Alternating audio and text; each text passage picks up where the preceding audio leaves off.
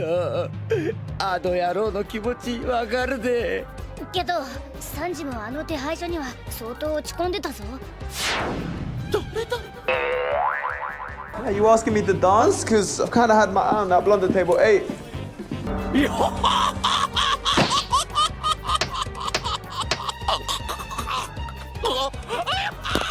good. てめえ後で貼ったおすぞ。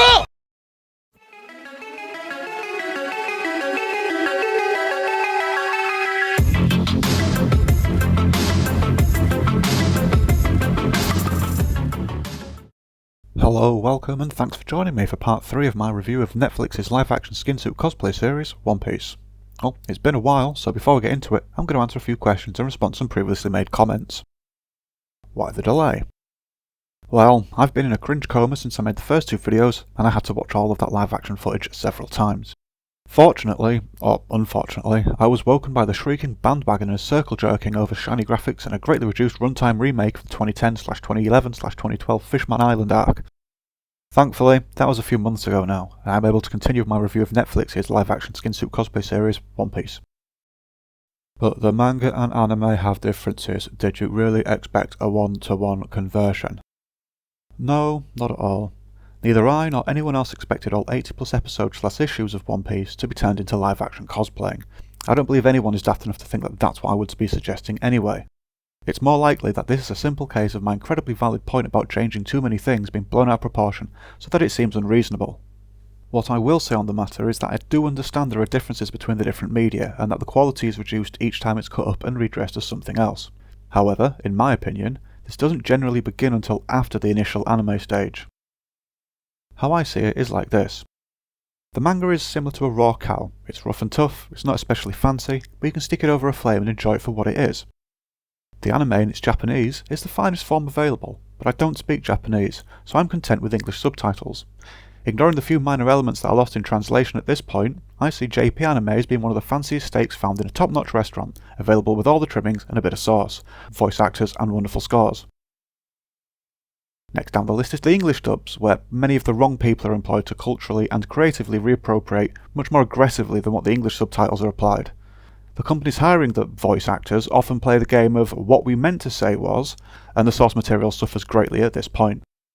As I mentioned in the first part of this series, if this isn't the highly screamed about cultural appropriation, I don't know what is.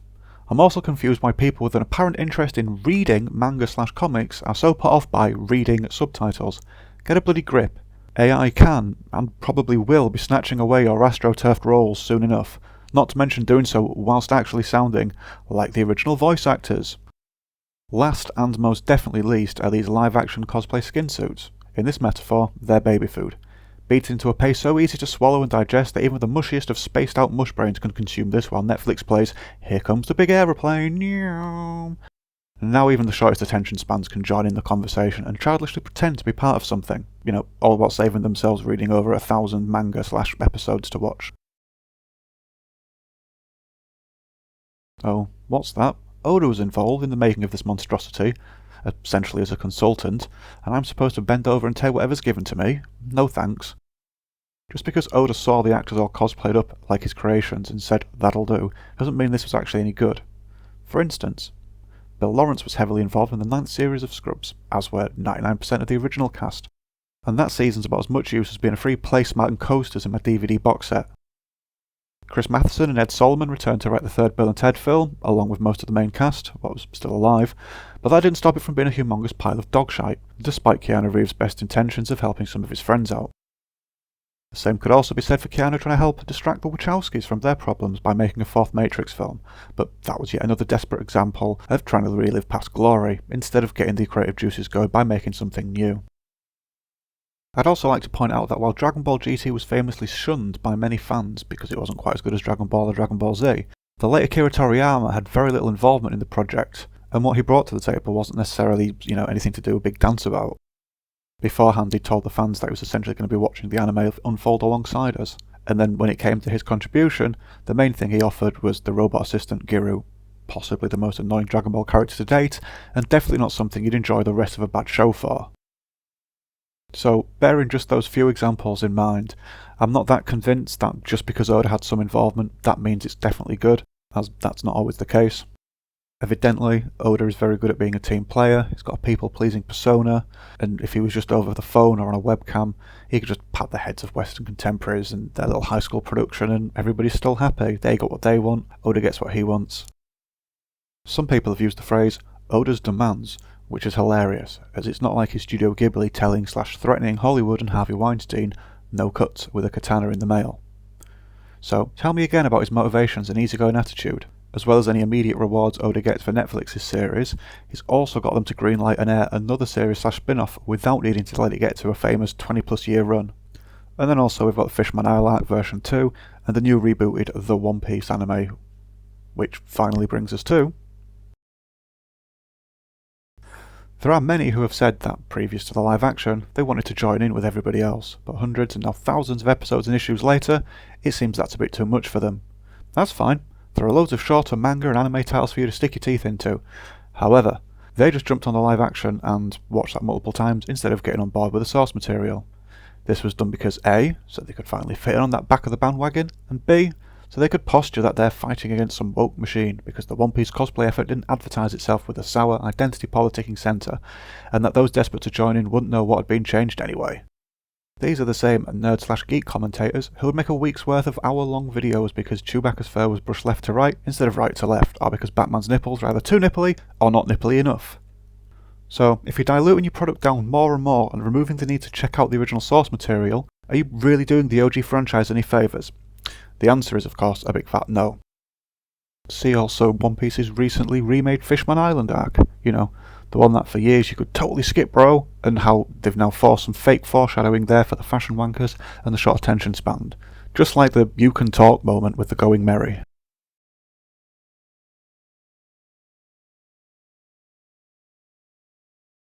Yes, that's true, and I wish it wasn't the case, but there's going to be more of that in this one, and even more in the next. The reason for this is so that you can take a peek at a slightly shortened/edited version of what people originally fell in love with, and compare it to the cheap abomination that tried to pass itself off as something close to the original. As well as all the changes made to the story/journey, the live-action's actors should be ashamed and embarrassed to show their face in public after their poor impersonations. Being constantly outshined by Japanese voice actors is one thing, but how is it possible that animated cartoons are able to portray more human emotion than actual human faces, especially those of professional actors? This is heavily exemplified in the 7th episode with the Nami's breakdown, so check back for part 4 or 5 of my videos to see the full comparison. If, like me, you've already seen the anime clips that I use 100 times, don't worry, I've split the video into chapters so that you can skip ahead if you'd like. Otherwise, sit back and relax as we further pick apart this lazy attention-grabbing perpetrator of creative appropriation. Mihawk, did I catch you in the middle of something?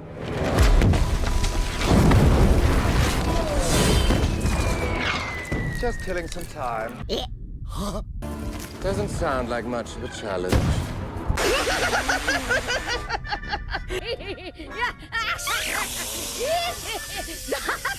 I'm afraid it's time I ended this. You woke me from my nap.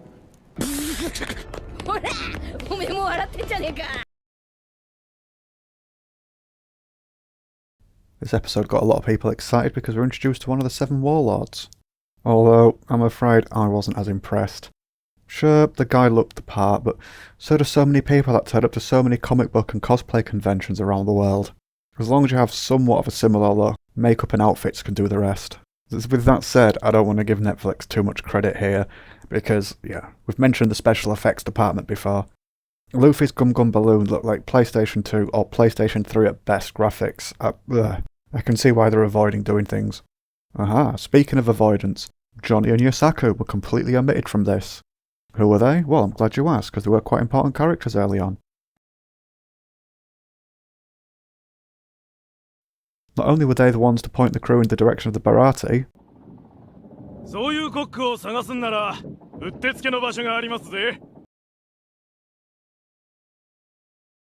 but we learned that they're allies of Zoro's, and when one of them dropped a load of wanted posters, Nami froze in fear when she saw Arlong's, and then they'd even go on to play their own part once the crew got to Arlong Park. So that's another 2 characters from Oda's world that didn't make the cut, which does make me wonder, when so many people say how great a world builder and character developer that Oda is, and they praise his work, and then they're also saying this is fantastic. I don't see how both of those statements can be true. How can you turn 80 plus episodes of an anime or more so of a manga into 8 hours worth of live action footage and them both be good? They can't both be right. Netflix can't be great at world building if they're ignoring so much shit from Oda's world and so many characters from it. Well, do me a favour, look at her. That accent was a reference to Sanji's character, which the introduction was changed again, and we're going to get some more substantial differences with the character too.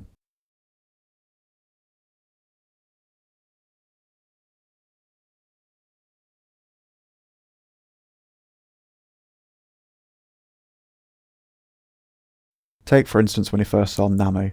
3 beers and a milk, and the madam? Water. Still sparkling mineral with ice or without, cubed or crushed?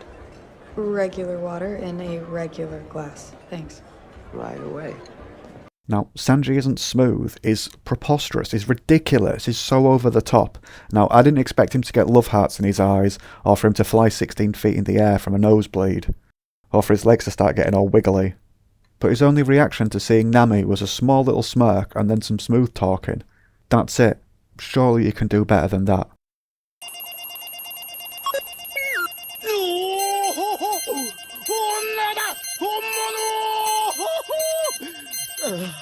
間違いねえ。俺の目の前にいるのは正真正銘のレディーたち。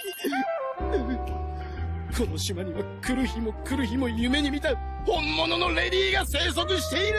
出ましたモンギー I need lady!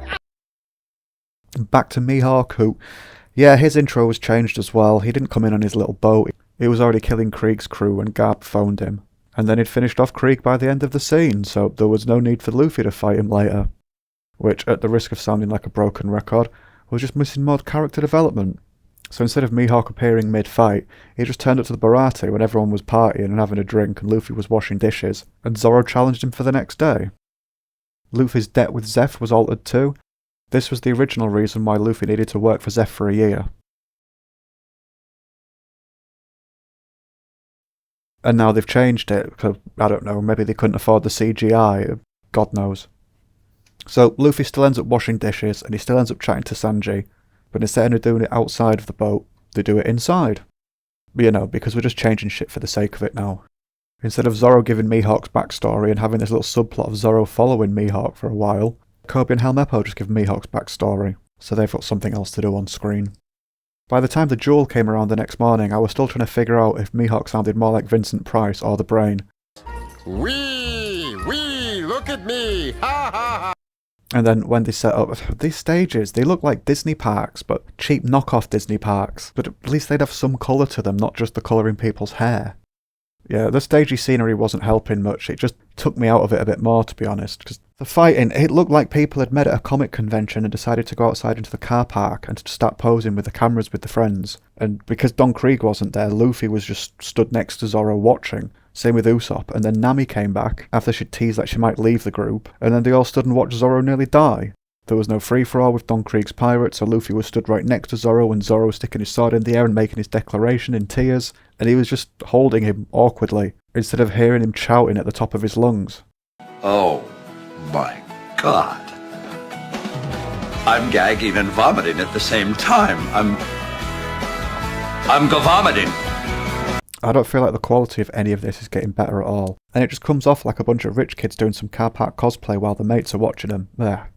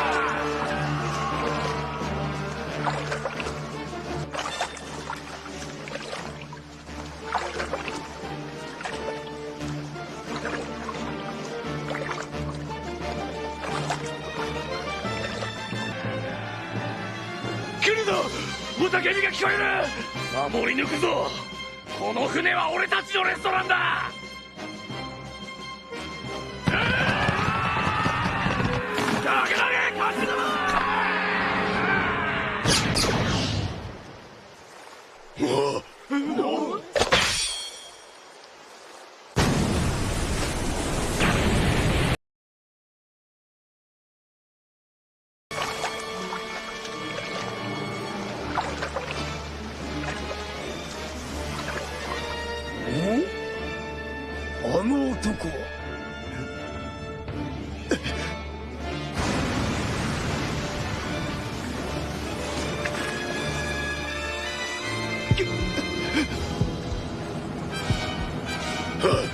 あの野郎持ってきやがった。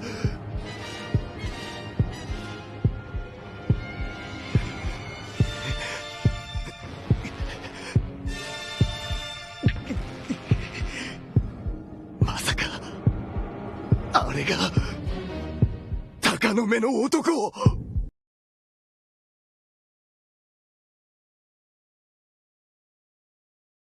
や雑よ。げっ、お前ら一年働くんだってな。船の旗書き直していいか。お前ら俺を差し置いてこんなうまいもん食うとは痛えじゃねえか。別に俺たちの勝手だよな。くらえ。ないな。ま、でも確かにここの料理はうめえよ。おめえにゃ悪いと思ってるが、てめえがなんてことするんだ。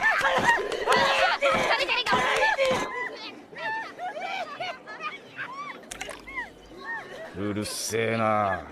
ひょっとしてあれがあいつの仲間か。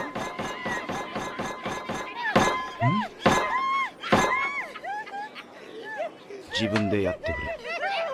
ああ、海よ。今日という日の出会いをありがとう。ああ、来いよ。この苦しみに耐えきれぬ僕を笑うがいい。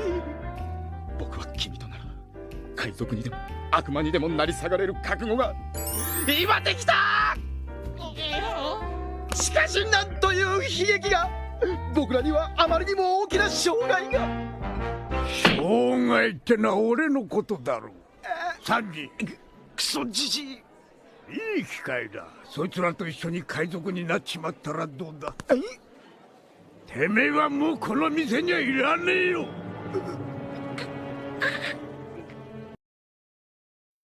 Episode 6 began with Luffy running into the kitchen asking for someone's help, looking for a doctor because Zoro was injured. Now, I'm not Mr. Actor or anything like that, but this kid looked like a bloody child running home and saying that his little brother had fallen off his bike or something. Not good.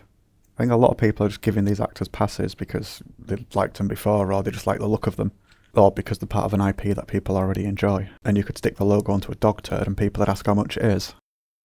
Netflix give us another one of the One Piece logos where they've personalised, and Sanji's has the swirly eyebrow, even though the character in this doesn't have the swirly eyebrow, so yeah, whatever floats your boat.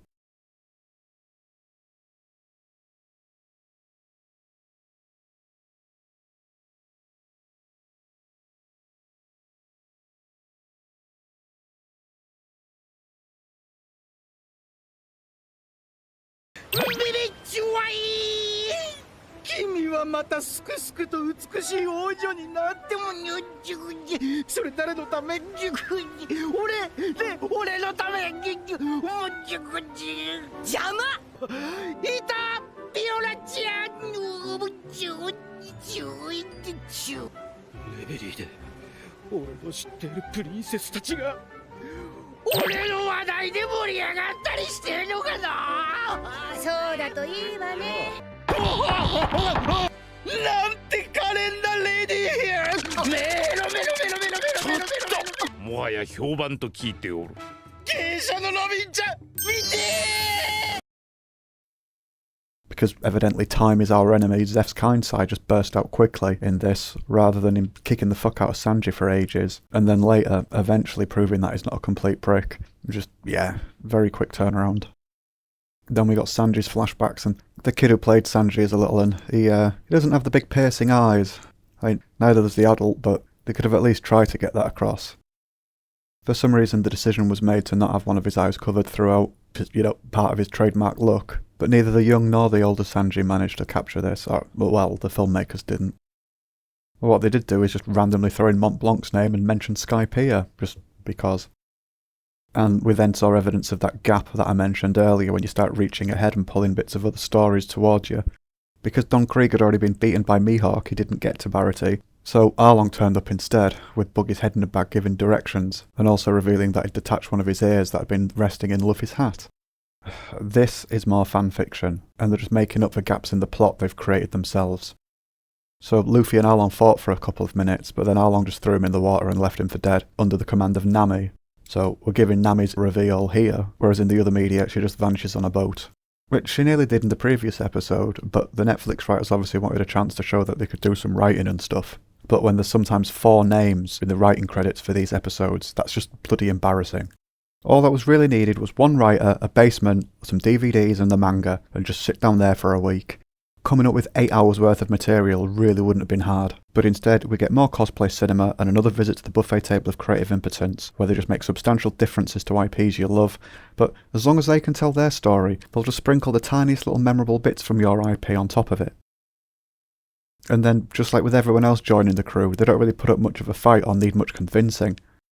As the Strawhats are getting ready to depart, Sanji just turns up and says that he's heard that they need a cook. So Luffy gets excited, Zoro scowls, and then Zeph sees him off on the pier. Which gets a couple of lines from Sanji, but not the send-off you see in the anime. And lastly on this episode of Carpac Cosplay with your best mates watching, since Nami disappeared with Arlong, Luffy decides the best follower. However, nobody knows where she's gone. This is actually where Johnny and Yosaku should have come back into it, because they know where Nami's headed, but because they haven't been put into the show, Luffy reveals that he took the bag with Buggy's head in it from Arlong. The rest of Buggy's body's been held at Arlong Park, so it's in his best interest to go with them, and the Straw Hats have a wacky little pet. Cough, cough, as well as the actor having some more screen time. Cough, cough.